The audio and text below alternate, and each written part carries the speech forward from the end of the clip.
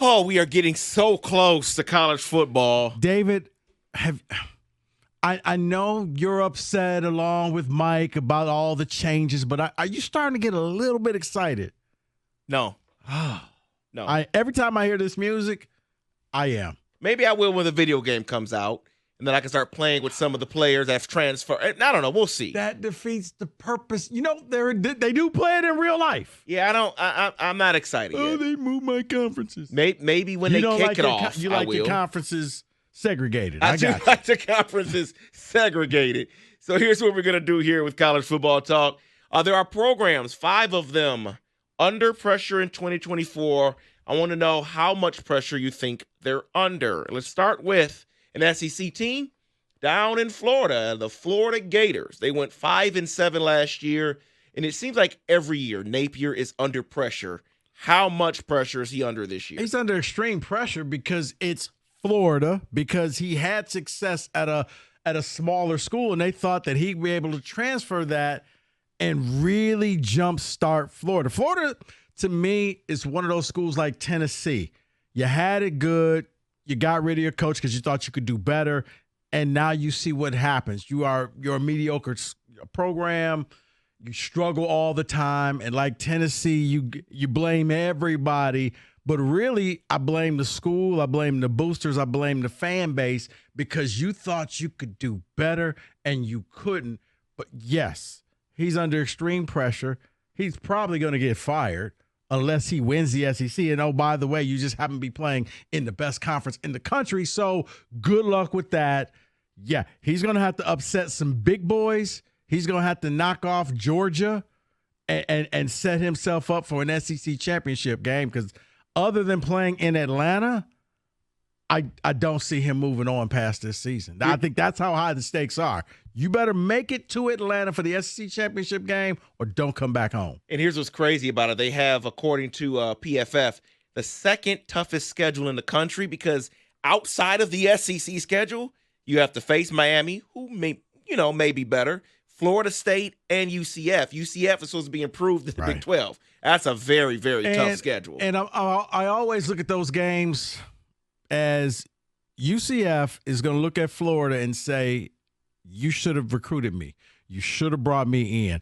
It's like in basketball, like whenever MSU plays Oakland, that game's a lot closer because those kids got chips on their shoulder because they're saying, you passed me over and I'm angry and I'm going to play the best game ever. He's set up to fail. It's not fair, but you know what? The second you accepted that job, like I said, there are just certain programs, Texas, Tennessee, Notre Dame. It used to be Michigan, and Harbaugh straightened that out, but it was certain schools that just thought, we could do better than this coach, and you really couldn't. Next on the list is a team that Florida just will face, and I talked about them. It will be Miami. Miami went 7-6 last year. Their strength of schedule is 49th. Yeah, Mario Cristobal, horrible game manager.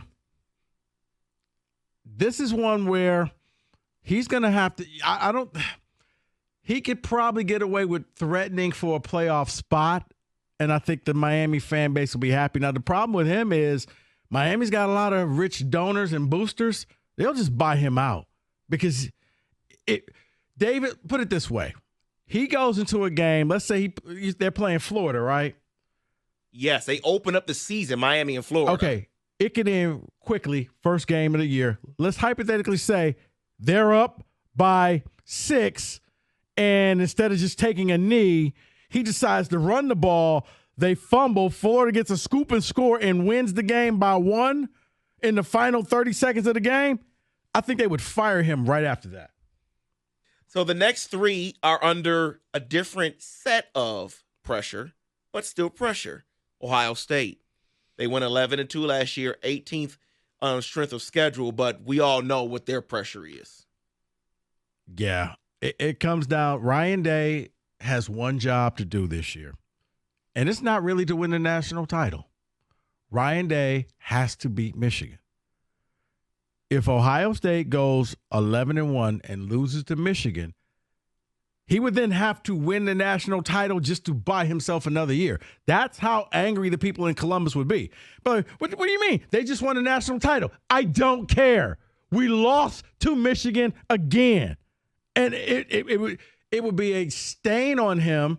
And, yeah, I do think that he would be fired if he lost to Michigan and they didn't win the national title. You can't lose. What would it be now? What, 3 consecutive games? 4? 4, yeah. So you're done, buddy. Can't have that happen. That would mean that there's an entire recruiting class that never beat Michigan if he loses this year. Yeah, that can't happen. David, think about what I just said. An entire class, when they say, hey, how many times did you beat the Wolverines? Never. 0. Yep. We didn't. That would be crazy. You don't have any gold pants? Nah. I don't even know what that is. Next team on the list, and the expansion of the playoffs may help this team because they don't have to be a top 2 team in the SEC. They went 11-2 last year. It is Ole Miss. This is Mike. Yeah, this is where I would just acquiesce to Mike and be like, you can handle this. Ole Miss is Penn State. Penn State is Ole Miss. Before you keep going, I'll just give it to you. Penn State was the next team. So you could talk about both of them here. That's the last team. Spider-Man meme. Yep. Right now. That they are. They're pointing at each other. Franklin and they're just looking at each other saying, we're the same team. We just one is a little bit Southern. Ole Miss, a lot of hype every year. They have offense. They put up big-time numbers. But just like Penn State in the Big Ten, when you put them in a game against one of the top teams, they fold and collapse every time. It's almost embarrassing. You're going to have to win one of these games. Hell, Penn State, you let Michigan not throw a pass on you and beat you. Think about that. They went straight video game. I don't need to throw the ball at all. Normally a recipe to lose. Yeah. For Ole Miss, you got to beat some big boys. And, okay, yeah, you're beating Mississippi State and you're beating the bottom feeders of the SEC.